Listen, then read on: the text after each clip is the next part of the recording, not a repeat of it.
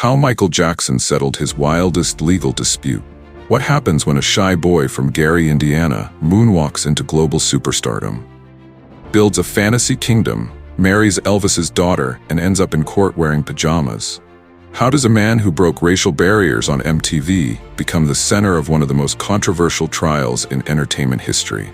Why did Wade Robson defend Michael Jackson in 2005, only to accuse him years later in a courtroom twist worthy of Shakespeare? This is not just the story of Michael Jackson. This is the story of fame, obsession, betrayal, and the price of being the most famous man on earth. So grab your glove, tighten your sequins, and prepare to moonwalk through the most electrifying saga in pop culture history. Before we dive in, don't forget to hit that subscribe button, follow us, and click the notification bell, so you never miss a single beat of our jaw-dropping stories. Born on August 29, 1958, in the steel town of Gary, Indiana, Michael Joseph Jackson was the seventh of 9 children in the Jackson family. His father, Joseph Joe Jackson, was a former boxer turned steelworker with a dream to turn his children into musical stars. His mother, Catherine Jackson, was a devout Jehovah's Witness who kept the family grounded in faith while Joe kept them grounded in rehearsals. Michael's childhood was a cocktail of talent and trauma. Joe was a strict disciplinarian, think less dad jokes and more dad with a belt.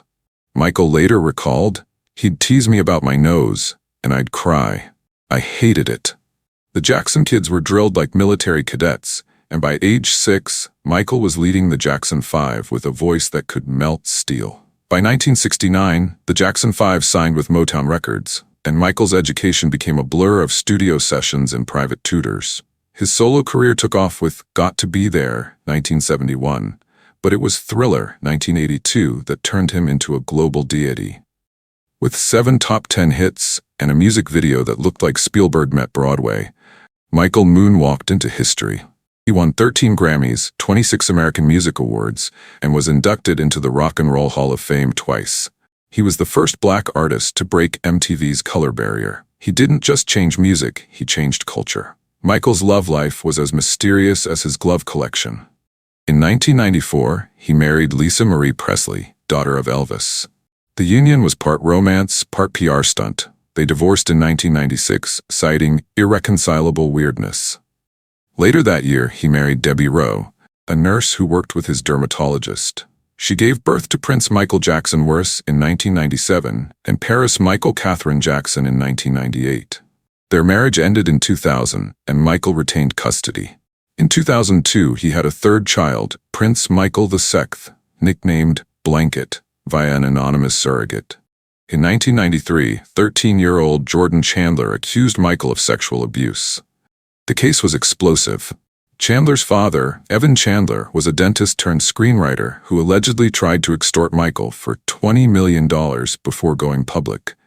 Michael denied the allegations, but settled out of court for $23 million. The settlement was not an admission of guilt, but the damage was done. Michael later said, "I am innocent and I could never harm a child." But the media had already declared him guilty. It all began in 2000 when Gavin Arvizo, a 10-year-old cancer survivor from East Los Angeles, met Michael Jackson through comedian Jamie Masada, owner of the Laugh Factory. Gavin's story tugged at heartstrings, and Jackson, known for his philanthropy and love for children, invited Gavin and his family to Neverland Ranch, a sprawling fantasyland with a zoo, amusement park, and a train that ran on whimsy. Jackson took Gavin under his wing, offering emotional support and financial help. But by 2003, things took a dark turn. British journalist Martin Bashir aired a documentary titled Living with Michael Jackson in February 2003. In it, Jackson casually admitted to sharing his bed with children, including Gavin. The world gasped. Jackson said, "It's very loving. What's wrong with sharing your bed?" A quote that would haunt him in court. The Santa Barbara District Attorney, Tom Sneddon, who had previously investigated Jackson in 1993, saw his moment. On December 18, 2003, Jackson was charged with 7 counts of child molestation and 2 counts of administering an intoxicating agent, alcohol, to a minor. The trial began on January 31, 2005, in Santa Maria, California, presided over by Judge Rodney Melville. The prosecution painted Neverland as a predator's playground. They alleged Jackson gave Gavin wine, nicknamed Jesus Juice, and molested him in his bedroom. But Jackson's defense team, led by the suave Thomas Mesereau, went full gladiator. Their strategy? Discredit the Arvizo family, and oh boy, did they deliver. Mesereau revealed that Gavin's mother, Janet Arvizo, had a history of fraud and had previously scammed celebrities like George Lopez. Witnesses testified that Gavin's family tried to extort money from Jackson. Even Gavin's brother, Star Arvizo, gave conflicting accounts. Enter the star witnesses. Macaulay Culkin, Chris Tucker, and Jay Leno all testified in Jackson's defense. Culkin said he had slept in Jackson's bed, but was never touched. Tucker claimed the Arvizos were manipulative. Leno said Gavin's mother tried to solicit money from him.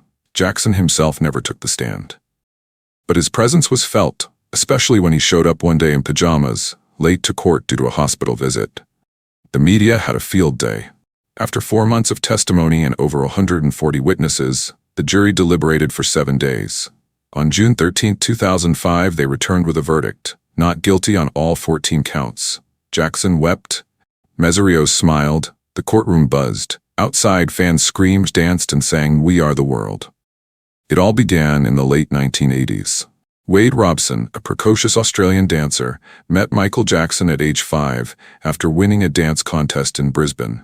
Jackson, ever the talent scout, invited Wade and his family to Neverland Ranch, a place that looked like Disneyland, but ran on the rules of Wonderland. Wade became a fixture in Jackson's orbit. He appeared in music videos like Black or White, performed on stage with him, and was even mentored by Jackson in choreography. Their relationship was close, so close that Wade spent nights at Neverland, which would later become the epicenter of controversy. Fast forward to 2005, when Jackson was on trial for molesting Gavin Arvizo. Wade Robson, then 22, took the stand as a key defense witness, declaring under oath that Jackson had never abused him. His testimony was powerful, unwavering, and helped secure Jackson's acquittal on all charges. Jackson's attorney, Thomas Mesereau, later said, "Wade was one of our strongest witnesses. He was clear, credible, and consistent." Then came the twist no one saw coming. In 2013, Robson filed a lawsuit against Jackson's estate saying he had been sexually abused by Jackson from ages 7 to 14.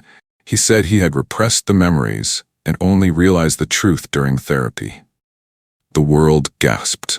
The same man who once defended Jackson now accused him. In 2019, HBO aired Leaving Neverland, a 4-hour documentary featuring Robson and fellow accuser James Safechuck. The film was graphic, emotional, and polarizing. Robson said, "I was brainwashed. I didn't know it was abuse until I had kids of my own."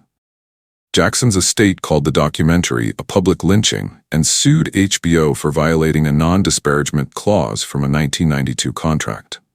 Robson's lawsuit targeted Jackson's companies, MJJ Productions and MJJ Ventures, arguing they were complicit in facilitating the abuse. The case was dismissed in 2021 by a California judge who ruled that the companies had no legal duty to protect Robson.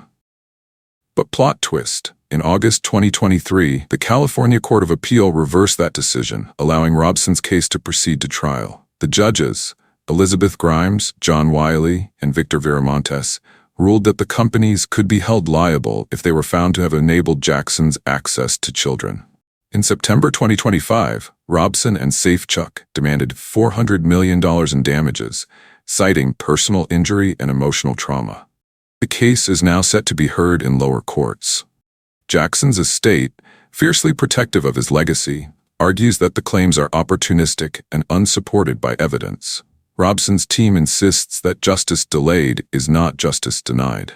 The trial promises to be a spectacle, part legal drama, part cultural reckoning. It's not just about money, it's about memory, truth, and the complicated legacy of a man who moonwalked across the world but couldn't outrun controversy. Michael's health was a mystery wrapped in a surgical mask. He suffered from vitiligo, a skin condition that caused his skin to lighten. He became addicted to painkillers and sedatives, especially propofol, a surgical anesthetic. In 2009, while preparing for his comeback tour This Is It, he died of cardiac arrest. His personal physician, Dr. Conrad Murray, was convicted of involuntary manslaughter in 2011 for administering propofol recklessly. Michael's last words, according to Murray, were, "Just make me sleep. Doesn't matter how I go. I just don't want to wake up in pain. Michael was a brilliant businessman. He bought the rights to the Beatles catalog in 1985 for $47.5 million, outbidding Paul McCartney. But he spent like a monarch. Neverland Ranch, pet chimp Bubbles, and a wardrobe that could clothe a continent. After his death, the IRS claimed his estate undervalued assets and owed $700 million in taxes. The estate won a major victory in 2021, but disputes over the value of his music catalog continue to block trust fund payments to his children. Michael's life was a kaleidoscope of contradictions. He was a humanitarian who donated millions to charity, yet lived in isolation. He was a musical genius who couldn't sleep without drugs. He once said, "I'm just like anyone. I cut, and I bleed, and I get embarrassed easily." He regretted the Bashir interview, the 1993 settlement, and the balcony incident with Blanket. He trusted the wrong people, including Dr. Arnold Klein, who fueled his drug dependency, and Mark Schoffel, a former porn producer turned business associate. Despite the scandals, Michael's legacy endures. His music, dance, and cultural impact remain unmatched. As Beyoncé once said, "Michael Jackson changed me and changed the world." He was a man who moonwalked through fire, danced through lawsuits, and sang through sorrow. His life was a symphony of brilliance and brokenness, and the world will never forget the King of Pop. Don't forget to hit that subscribe button, follow us, and click the notification bell so you never miss a single beat of our jaw-dropping stories. Next up, Connor.